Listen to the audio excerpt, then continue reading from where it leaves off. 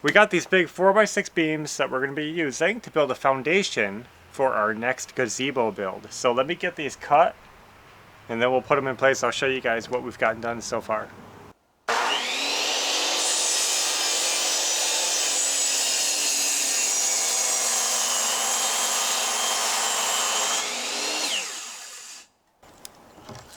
Okay, ready? It's not gonna fit. Is it a little snug? Yeah. Where's that mallet? That's what we need. Yeah. So that's good.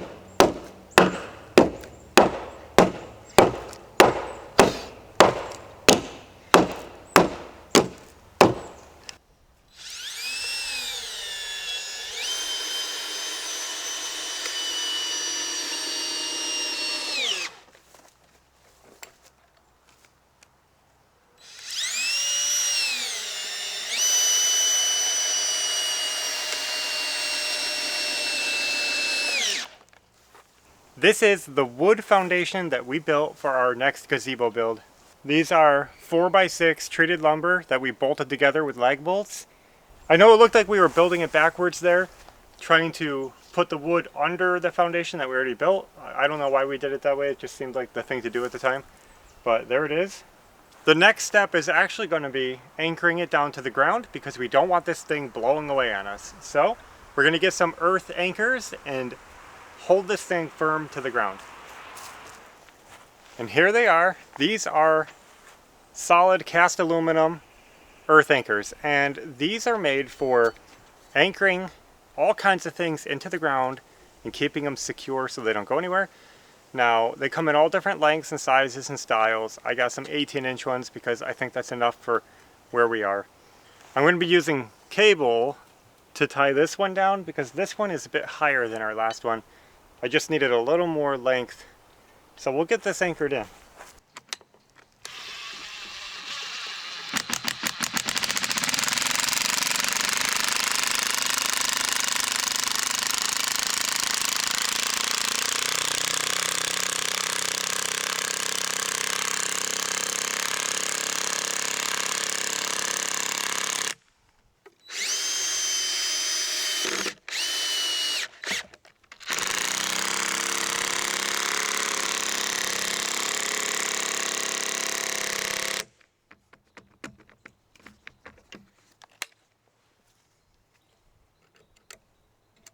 So now that that one is done, and I'm not totally sold on the way I anchored it down. I really like the way I anchored this one down, but this way with the cables, I could have used bigger bolts. I definitely should have used washers. We'll worry about that later.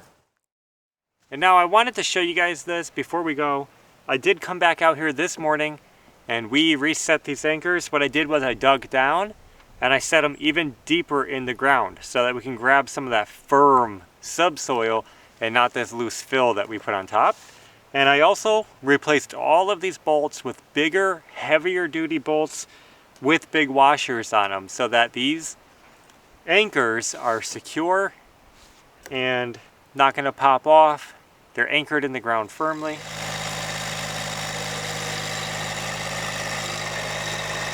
Now that we have our foundation built, we can go ahead and fill it with crushed stone.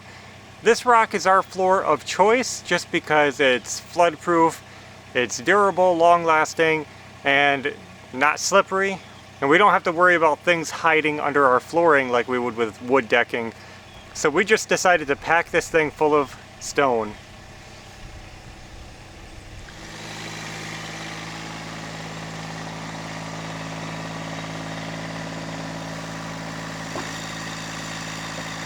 Okay, got the instructions. We already built one of these before, so we kind of know what we're doing. But we're still going to take our time to do it right and make sure we're not skipping any steps. So I'm going to get everything unpacked, laid out, make sure everything looks good, no broken or missing pieces, and then we'll start the build process from step one. And I don't know if we'll get it done today, but I'm hoping with our experience from doing that one over there, well, we should be able to get it done quicker than last time. Everything's laid out and looks good, no problems, nothing missing from what we can see. So we're gonna get right into the build. Step one is gonna be the feet.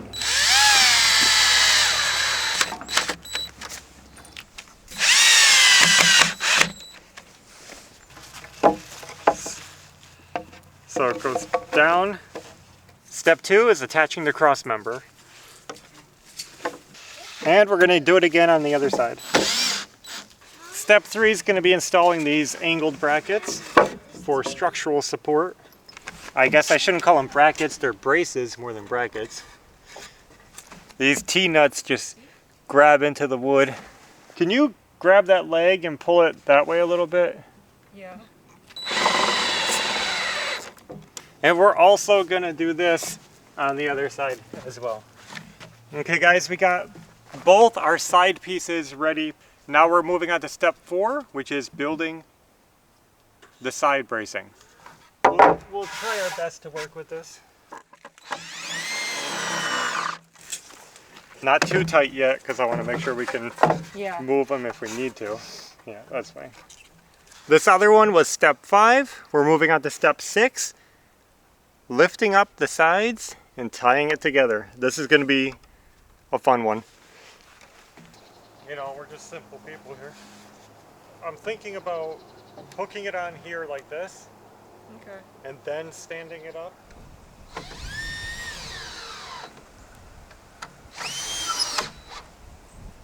Wait, I'm going to push my side off. Pull it toward you. Let's stand it up. Okay, let me get over to the post. Okay, careful because your side is...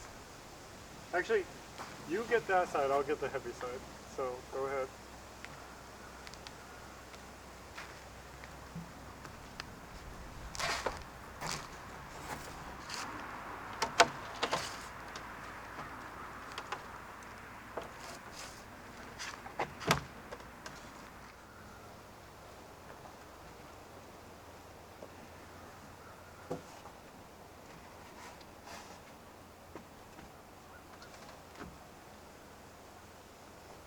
I want to see if I can... Are you gonna have enough room to bring that up here?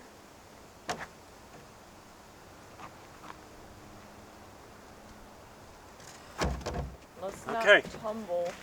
We did it. It was a little tricky, but we managed. And now we have a frame started. So we're going to go ahead and get all the rest of the bolts put in on that side.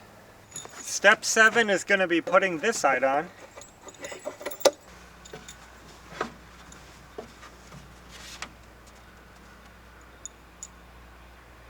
Yep.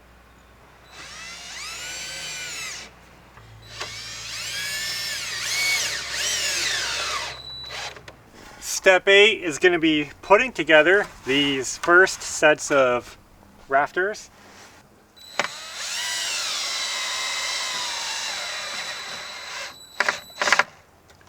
Step number 8 is finished. The rafters are prepared, so we're going to put them up. That's step number 9.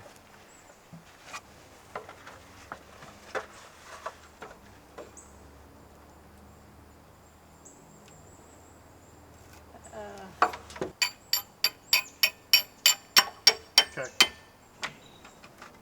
I'm getting ready with the tapper. Yep. So far it's going smooth. We're going to get this tightened up. We'll be on to the next step. Step 10 looks easy enough.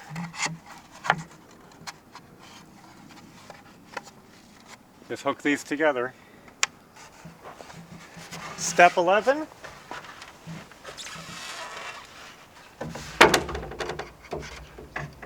Step 12 is going to be a big one. We have to frame out one half of the roof on the ground here. Okay. You want to do it right behind it? Yep.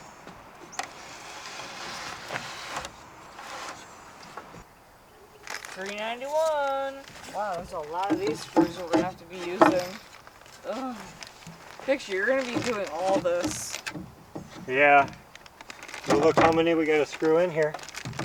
Step 13 is going to be squaring these up and then attaching this board right here at the end, which should hold it pretty tight. We just got to make sure these are square before the roof panels can go on.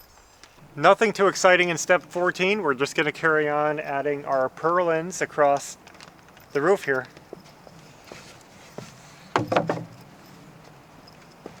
Do those joints go all the same? Now they alternate. Okay.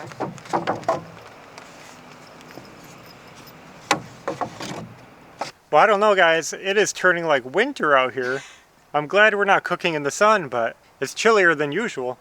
What are we on? Step 15. We're going to be adding some end rafters, some more rafters on these.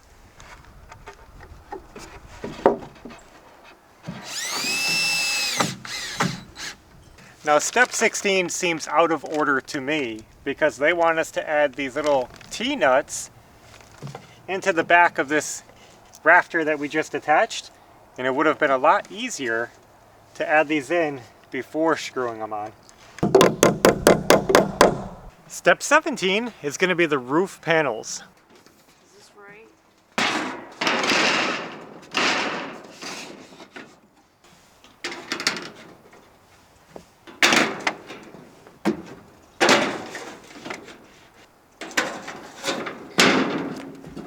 What a time killer that was. This step took us forever because we were having a lot of trouble, for some reason, getting our roof panels lined up straight. The framing was square, and we double and triple checked it. For some reason, when we put the roof panels on, they kept wandering one direction or the other, but we got them pretty good now. So they're all screwed down. All the screws have rubber washers on there to seal the holes, make it rainproof. And I think Now it's time to go up. Yeah. step 18 is getting these on top of the gazebo.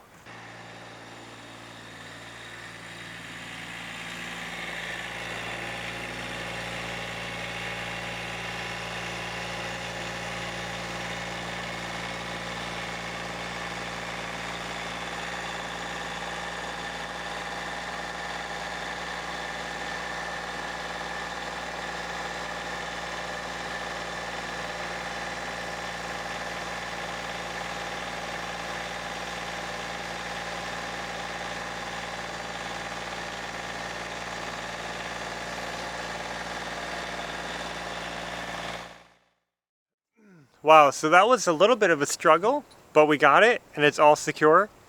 Now I don't know what step I left off on, but that was 18 and 19. So now we're going on to 20, which is bolting through the ridge beam to tie these two halves together and secure this whole thing. So I will tell you that the hardest part of putting this roof on wasn't actually the lifting. It was The snugness. yeah, how tight it was. It was the end rafters that were already in place. The ceiling, the roof had to go between them, and it was just such a tight fit that it was hard to slide it up. That's really what made it hard. This is the fun part. Step 21, we're going to put the bracket on the peak. This is when it starts feeling like it's coming together.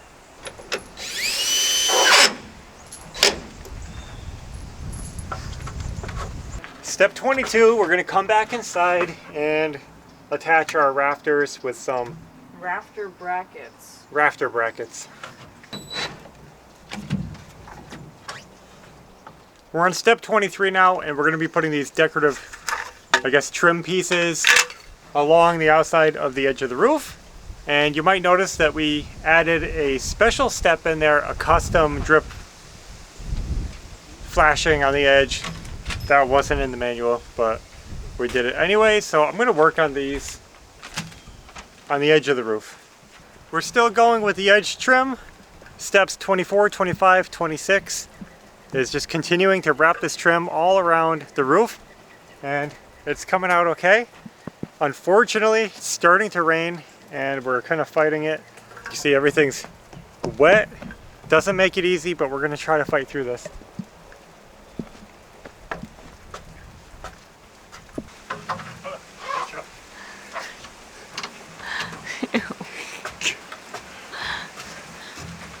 Why did you bring that in here? I don't want to get it wet. Oh.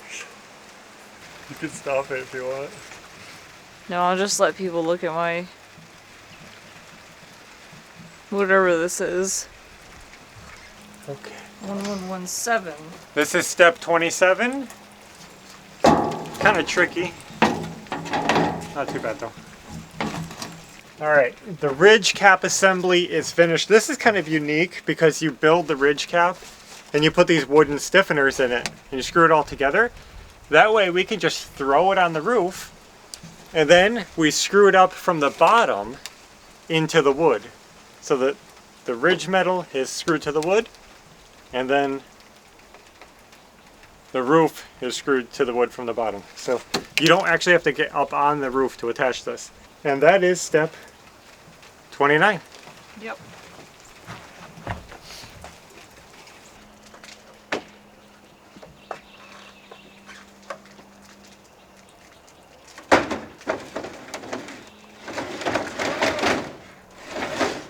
We've finally made it to step 30 and I'm excited about this one because we're going to be putting the foot brackets on the posts and getting the posts secured to the base. And that means we won't have to worry about this thing blowing away if we get some wild storm. I can't believe this rain had to start in the middle of our gazebo build. Luckily we have a gazebo to keep us out of the rain. We're done, I should just say. We're done with the main structure. Now it's just the pretty stuff. We're gonna add some countertops on the side. This is the template, so we're gonna go around, mark for the holes. We have to pre-drill, and it's just gonna be little metal counters with the rails underneath. You'll see it. So we're gonna just be busy, working in the rain, getting this done, and we'll show you guys the progress in just a moment. We just finished up one side of the counter, and that is looking good. You can get, and now you guys can see what it looks like. I'm sure most of you have already seen it on our other gazebo. So we're going to repeat the same thing behind you on the other side. And something unique we're doing on this one is we're facing the tables inward. The tables are supposed to stick out beyond the walls, but we decided to face them in because eventually we would like to screen this whole gazebo in to keep bugs out. This is primarily going to be to house our new griddle that we purchased so we can cook outside. And these tables will make nice little prep areas and places to set things inside the food area. And if we screen it in, we won't have the bugs and the cockroaches and the frogs and everything getting into our griddle. So that's the hope.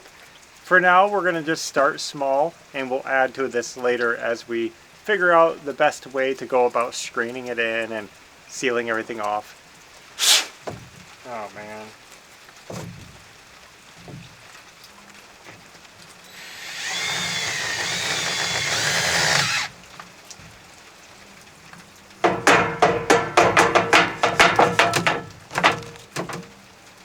Well guys, I guess we're going to be wrapping this one up, but let's take a look at the gazebo one last time.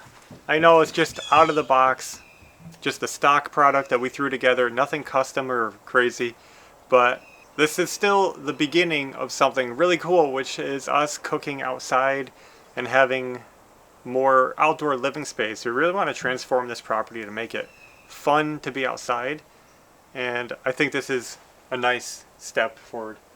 You might notice that we put this one at an angle on the corner of our house, kind of an odd looking space, but this is really intentional. Let me show you from the backyard. So if we come way out back, I want you guys to look and see over here we have the laundry lounge, and over here we have the new nameless structure. We will have a name soon. We have one picked out. We're not going to tell you, but we did go to the store and buy everything we needed for that sign. But of course, it's just so damp out that we're not going to worry about working on that right now. We're going to wait until we can get that project further along and we have some nicer weather for painting. Just take a look at these. They're exactly symmetrical off the back of our house, exactly in line with each other, direct mirrored, and I think that looks really cool.